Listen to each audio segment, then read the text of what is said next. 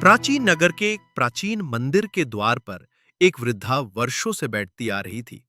उसके बाल सफेद थे, चेहरा झुर्रियों से भरा, पर आंखें गहरी और शांत थीं, जैसे किसी ने युगों तक संसार को देखा हो। और अब मौन की भाषा में बोलती हो। वो कुछ नहीं मांगती थी, बस वहीं बैठती, कभी-कभी खुद से बातें करती। लोग उसे पागल कहते, कोई रोटी दे देता, कोई बुरा भला कहकर आगे बढ़ जाता, लेकिन वो न क्रोधित होती, न धन्यवाद कहती, बस चुपचाप मुस्कुराती रहती। एक दिन शहर का एक युवक, जिसका नाम ओजस था, मंदिर में माथा टेकने आया। वो जीवन से थका हुआ था। नौकरी छूट गई थी, प्रेमिका ने छोड़ दिया था, और घर में रोज झगड़े होते थे। मंदिर में आने का उसका उद्देश्य पूजा नहीं, बस थोड़ी राहत और शांति की तलाश थी। बाहर निकलते समय उसका पैर फिसला और वो वृद्धा से टकरा गया। माफ कीजिए, ओजस ने झुककर कहा। वृद्धा ने उसकी आंखों में देखा और मुस्कुराकर बोली, तुम्हारी आंखें बहुत शोर कर रही हैं बेटा। ओजस चौंका, बोला, आप मुझे जानती है? वृद्धा ने कहा, नहीं बेटा, मैं सिर्फ सुनती हूं, और जो अनकहा है वो ज्यादा स्पष्ट सुनाई देता है। ओजस वहीं बैठ गया। उसे पता नहीं क्यों उस वृद्धा की उपस्थिति में एक अजीब सी शांति महसूस हो रही थी। क्या मैं कुछ पूछ सकता हूं? ओजस ने कहा। नहीं, वृद्धा बोली, मैं कुछ बताना चाहती हूं, क्योंकि तुम्हारे जीवन में जो कुछ भी गलत हो रहा है, उसका कारण तुम्हें शायद पता नहीं, लेकिन मैं जानती हूं। ओजस की सांसें थम सी गईं। तुम्हारे पास समय है? वृद्धा ने पूछा। अब तो बहुत है, ओजस ने कहा। वृद्धा ने अपनी नजरें सामने मैदान में कहीं गड़ा दी और बोली, तो सुनो, मैं तुम्हें एक कथा सुनाती हूं। ये उस समय की बात है जब मनुष्यों की आत्मा अब भी उनसे बात करती थी। प्राचीन मंदिर की सीढ़ियों पर जब ओजस बैठा, तो उसके भीतर एक विचित्र बेचैनी और एक अदृश्य आकर्षण साथ साथ चल रहे थे। मंदिर के घंटे की ध्वनि पीछे रह गई थी, लेकिन वृद्धा की आंखों से निकली शांत चुप्पी अभी भी उसके मन में गूंज रही थी।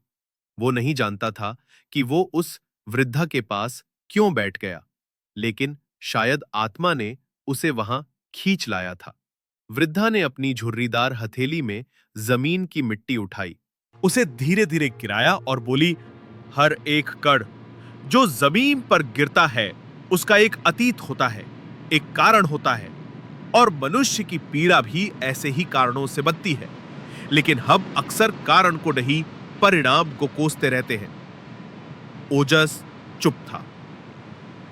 तुम्हें लगता है कि तुम्हारे जीवन में जो हुआ वो इसलिए हुआ क्योंकि तुम भाग्यशाली नहीं हो?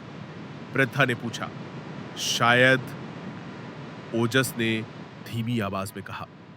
तो सुनो एक कहानी, किसी और की नहीं, मेरी ही। शायद मेरी बातों में तुम्हें अपना चेहरा दिख जाए। वो एक लंबी सांस लेकर बोली, बहुत समय पहले की बात है। एक गांव था जहां कच्चे मकान और सच्चे दिल रहते थे। वहीं मैं रहती थी, एक सुंदर चुलबुली लड़की। नाम था मेरा किरण। मेरा पिता एक छोटे से किसान थे और मां दिन भर सिलाई बुनाई करके घर चलाती थी। हम गरीब थे पर खुश थे।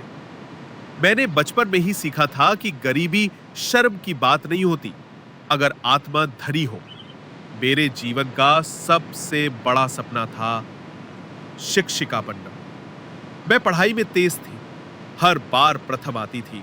गांव के लोग मुझे गुरुजी की बिटिया कहते थे, क्योंकि मेरे पिताजी हर शाम मुझे पुरानी किताबों से पढ़ाते रहते। लेकिन धीरे धीरे हमारे जीवन में तीन छायाएं उतरने लगी, बिल्कुल वैसे ही जैसे तुम्हारे जीवन में आई है और जिनका तुम्हें अब तक भान भी नहीं हुआ। पहली छाया आई जब मेरे बड़े भाई ने पढ़ाई छोड़ दी और काम से जी चुराने लगा। वो दिन भर घर पर पड़ा रहता और मां के हाथ का बना खाना चट कर जाता, लेकिन अगर कोई कुछ कहे तो गुस्से से चीजें तोड़ देता। यही था आलस्य, जो घर की छत के नीचे धीरे धीरे दीमक की तरह फैलने लगा। दूसरी छाया आई जब चाचा हमारे घर रहने आ गए। उन्होंने शुरू में मदद का वादा किया, लेकिन जल्दी ही उन्होंने मां को मेरे पिताजी के खिलाफ भड़काना शुरू कर दिया। वो पड़ोस में झूठी कहानियां फैलाते और घर के भीतर सबको एक दूसरे से दूर करते। यही था छल, जो मीठी जुबान में छिपा हुआ जहर था। और तीसरी छाया आई जब मेरी शादी की बात चली। एक युवक था, सुशांत, बड़ा पढ़ा लिखा, अच्छे खानदान से, लेकिन उसे खुद पर बहुत घमंड था। उसने शादी के बाद मेरे हर निर्णय को नीचा दिखाया। कहा करता, तुम एक गांव की लड़की हो, तुम्हें क्या पता जिंदगी क्या होती है। वो कभी मुझे अपनी बराबरी का नहीं मानता। यही था अहंकार, जो रिश्तों की जड़ों में नमक बनकर घुलता चला गया। धीरे धीरे ये तीनों छायाएं मेरे जीवन का हिस्सा बन गई। मैंने इन्हें न पहचाना न रोका, बस सहन किया। और यही मेरी सबसे बड़ी चूक थी। ओजस उस वृद्धा की ओर देख रहा था। उसकी आंखों से अब आंसू बह रहे थे, लेकिन आवाज स्थिर थी। मेरे पिता ने आत्महत्या कर ली, भाई शराबी बन गया, मां बीमार होकर बिस्तर से उठ ना सकी, और सुशांत, उसने मुझे छोड़ दिया। कारण क्या था?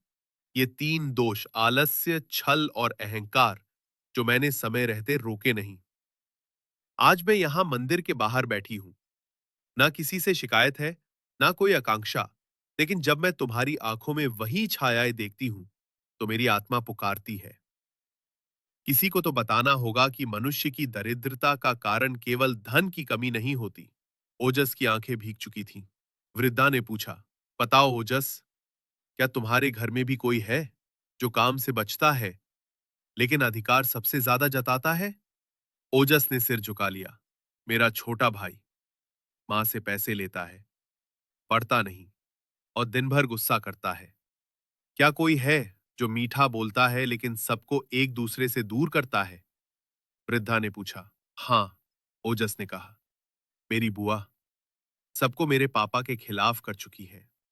और क्या कोई ऐसा है जो सिर्फ अपनी बात को सही मानता है और दूसरों की सुनना अपमान समझता है? ओजस बोला, मैं, शायद मैं खुद। वृद्धा ने अपनी आंखें बंद कर ली, जैसे उत्तर वही चाहती थी। तो सुनो बेटा, दरिद्रता बाहर से नहीं आती। वो मनुष्य के भीतर तब जन्म लेती है जब वो इन दोषों को पालने लगता है। मैं तुम्हें एक और कथा सुनाती हूं, एक ऐसे व्यक्ति की जिसने समय रहते इन दोषों को पहचाना और अपना भाग्य ही बदल डाला। वृद्धा ने अपनी आंखें फिर खोली। सामने मंदिर की घंटियों की ध्वनि मंद पड़ चुकी थी। हवा में शीतलता थी, लेकिन उसकी आंखों में तपिश। अब मैं तुम्हें एक ऐसे मनुष्य की कहानी सुनाती हूं जिसने समय रहते अपने भीतर और अपने परिवार में छिपे उन तीन दोषों को पहचाना, और सिर्फ अपना नहीं, कई जिंदगियों का उद्धार कर दिया। वो बोली। उस व्यक्ति का नाम था अर्जुन प्रसाद। अर्जुन प्रसाद एक साधारण किसान था, न बहुत अमीर न बहुत गरीब। दो बेटे थे, योगेश और महेश। पत्नी थी शांत और धार्मिक, और एक बूढ़ी मां जो रामचरितमानस पढ़ते हुए दिन काटती थी। खेत थे थोड़े बहुत, लेकिन जीवन चलता था। शुरुआत में सब ठीक चला, लेकिन धीरे धीरे घर में एक बदलाव महसूस होने लगा। योगेश बड़ा बेटा था, पढ़ाई में तेज था, लेकिन जब से शहर से लौट कर आया था, उसमें अजीब सा घमंड आ गया था। वो अब पिता को ताना मारता, मां से ऊंची आवाज में बात करता, और बूढ़ी दादी को पुरानी सोच वाली कहकर चुप कराता। एक बार अर्जुन प्रसाद ने पूछा, बेटा, ये तेरी भाषा नहीं है, किससे सीखी? योगेश ने कहा, पापा, अब जमाना बदल गया है। ये सादगी और आदर्शों की बातें अब सिर्फ किताबों में अच्छी लगती हैं। अब स्मार्ट बनना पड़ता है। दुनिया को मूर्ख नहीं बनाओगे तो खुद मूर्ख बन जाओगे। अर्जुन प्रसाद कुछ नहीं बोले, पर उस दिन उन्होंने पहली बार उस दोष की झलक देखी जिसे उन्होंने वर्षों पहले अपनी मां से सुना था, अहंकार।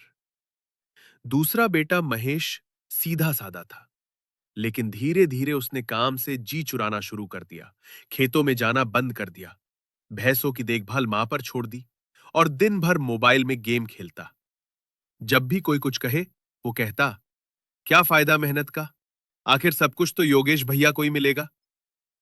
ये था दूसरा दोष, आलस्य और ईर्ष्या। और तीसरा, अर्जुन प्रसाद का चचेरा भाई शंकरलाल, जो कुछ समय पहले ही किसी बहाने से घर आकर रहने लगा था। मीठी बातें करता, सबकी तारीफ करता, लेकिन धीरे धीरे उसने बहुओं के कान भरने शुरू कर दिए। सास तो पुरानी सोच की है, तुम्हें आगे बढ़ना चाहिए, पति की बात सुनना ही क्यों। आजकल के जमाने में महिलाओं को दबकर नहीं जीना चाहिए। धीरे धीरे बहुओं में दरारें आई। वे अर्जुन प्रसाद की पत्नी से कतराने लगी। घर का वातावरण बदल गया। कोई किसी से खुलकर बात नहीं करता था। एक दिन अर्जुन प्रसाद देर रात मंदिर से लौटे तो उन्होंने देखा उनकी बूढ़ी मां अकेले रो रही थी। उन्होंने पूछा, क्या हुआ मां? मां बोली, बेटा, इस घर की मिट्टी अब मुझे पराई लगती है। मुझे डर लगता है कि एक दिन ये घर एक छत होकर भी बढ़ जाएगा, अगर तूने इन दोषों को समय रहते नहीं पहचाना। अर्जुन प्रसाद रात भर नहीं सोए। उन्हें याद आई अपनी मां की पुरानी बातें, कि हर घर में तीन व्यक्ति छिपे होते हैं जो लक्ष्मी, शांति और विश्वास को भगा देते हैं, आलसी, छलिया और अहंकारी। अगली सुबह उन्होंने अपने पूरे परिवार को एकत्र किया। वे बोले, आज मैं एक निर्णय लेता हूं। इस घर में अब कोई दोष नहीं रहेगा। जो रहेगा वो केवल सेवा, सहयोग और सत्य रहेगा। यदि किसी को यह स्वीकार नहीं तो वो इस घर से जा सकता है, चाहे वो मेरा बेटा ही क्यों ना हो। योगेश हंसा, आप हमें घर से निकालेंगे? अर्जुन प्रसाद ने सीधा देखा और कहा, अगर मेरे बेटे बनकर तुम मेरे मूल्यों को ठुकराओगे तो तुम मेरे पुत्र नहीं, मेरे दोष बन जाओगे। घर में सन्नाटा था। फिर उन्होंने धीरे धीरे एक एक बात स्पष्ट की। महेश से कहा, काम से जी चुराकर, केवल अधिकार जताकर कोई बेटा नहीं बनता। मेहनत करना सीखो। फिर बहुओं से कहा, तुम इस घर की बहुएं ही नहीं, संस्कारों की वाहक हो। अगर तुम घर को बांटने लगी तो संतति क्या सीखेगी? और अंत में शंकर लाल से कहा, अब आपको अपने घर लौट जाना चाहिए, क्योंकि आपके मीठे शब्दों में बहुत कड़वाहट घुल चुकी है। उस दिन के बाद सब कुछ आसान नहीं था, लेकिन बदलाव शुरू हो गया था। महेश को खेतों की जिम्मेदारी दी गई। योगेश को शहर भेजा गया, लेकिन इस शर्त पर कि वो हर हफ्ते गांव लौटकर बूढ़ी दादी से एक पाठ सीखेगा। बहुएं एक महिला समूह से जुड़ी और आपस में संवाद शुरू हुआ। 3 साल बाद वही घर, जो एक बार बिखराव की कगार पर था, एक आदर्श गृहस्थाश्रम बन चुका था। और अर्जुन प्रसाद वो गांव के मंदिर के पुजारी बन चुके थे। दिन भर लोगों को समझाते, सुनते, और जब कोई उनसे पूछता, पंडित जी, आपकी संपन्नता का रहस्य क्या है? वो कहते, मैंने दोषों को अपने घर में पनपने से पहले पहचान लिया। यही मेरा सौभाग्य था। ओजस चुपचाप सुनता रहा।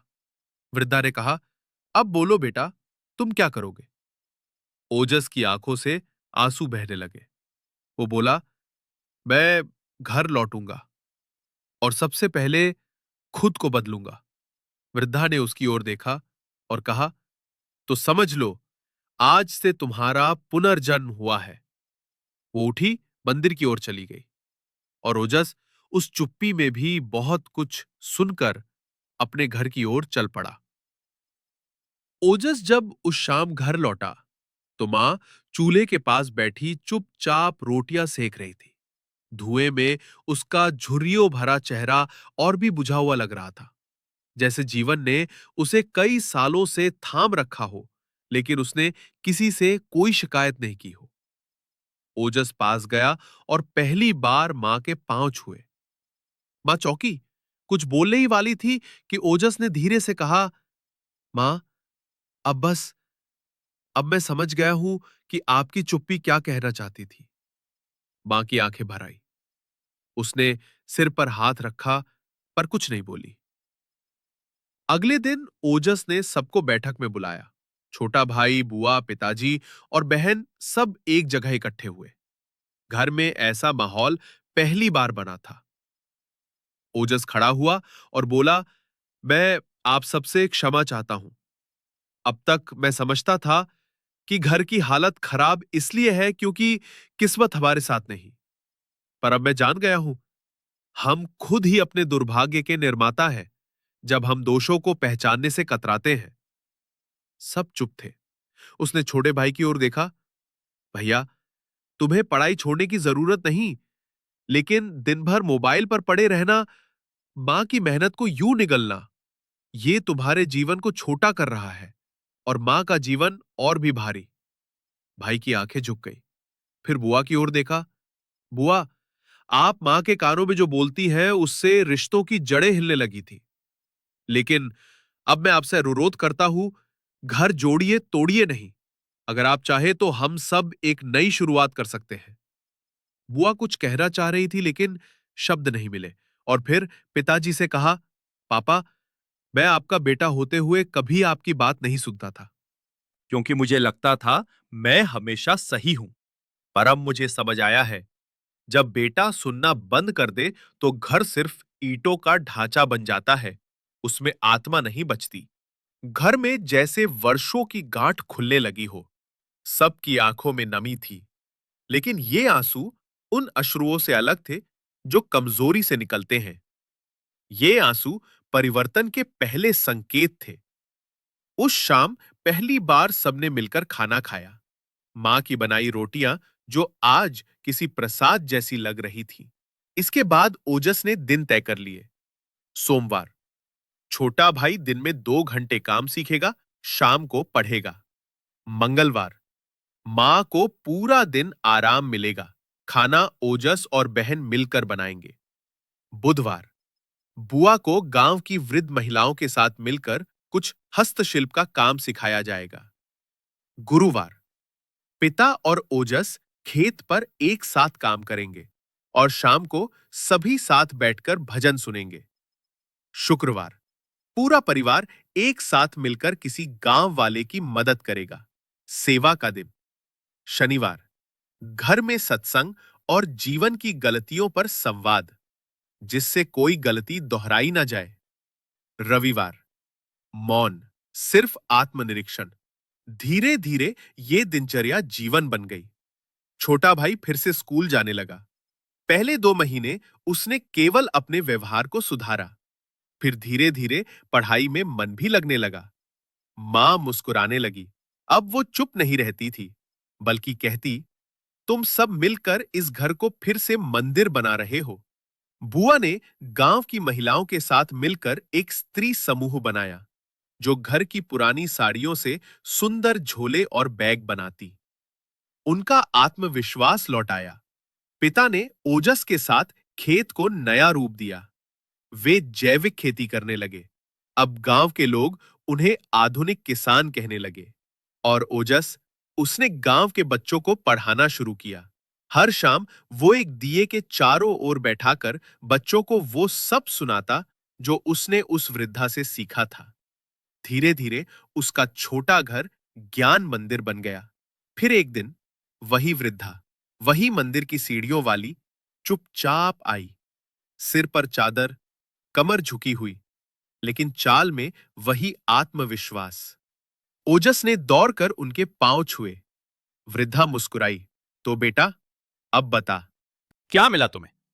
ओजस ने हंसते हुए कहा, मैंने धन नहीं कमाया, लेकिन घर में शांति लौटी है।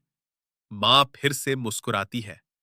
पिता का चेहरा अब गर्व से दमकता है। और मेरा छोटा भाई अब मेरे कंधे से कंधा मिलाकर चलता है। वृद्धा ने कहा, यही तो है असली समृद्धि। और अब तू इस ज्ञान को बाकी दुनिया को बांटेगा। ओजस बोला, आपने मेरी दुनिया बदल दी। क्या मैं आपके लिए कुछ कर सकता हूं?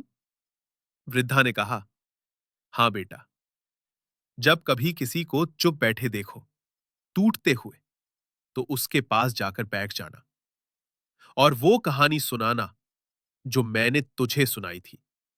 फिर वो चली गई, उसी मंदिर की सीढ़ियों की ओर। और ओजस अब केवल एक बेटा नहीं था, वो एक दीपक था, जो हर उस घर में रोशनी करना चाहता था जहां 3 अंधेरे चुपचाप छिपे हुए थे, आलस्य, छल और अहंकार।